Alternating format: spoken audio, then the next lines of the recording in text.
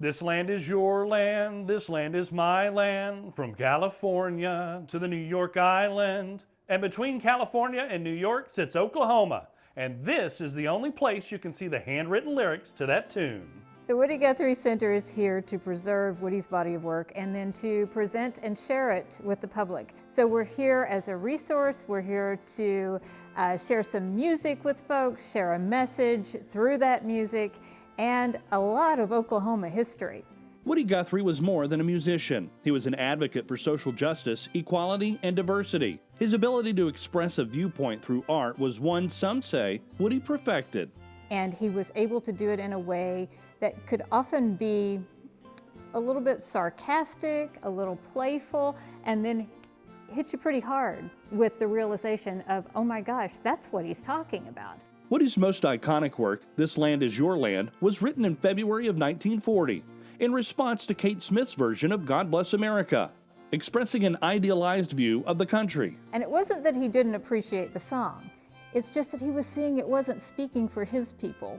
Where are the people that I saw who were standing in line at the relief office? Where are the people who were kept out of orchards that had plenty of produce and food by a sign that said no trespassing? In Texas, Woody experienced a huge dust storm known as Black Sunday. In California, it was disenfranchised workers struggling to feed their families. While hitchhiking cross-country to New York, he met people still struggling from the Depression. He was a journalist. He recorded everything that he saw, everything that he experienced.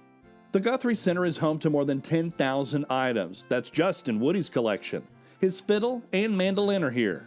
So is the first guitar he gave to his son Arlo. There are thousands of writings, drawings, and doodles, from serious to silly. He was constantly creating, constantly writing, constantly creating artwork, and encourage others to use their voices in the same way. Several inspired artists have donated pieces over the years. Guitars from Tom Morello and Billy Bragg. A banjo from the Dropkick Murphys. Ramblin' Jack Elliott's guitar is in here too, along with his well-worn boots and hat. These items from these artists are their way of expressing their world, their land.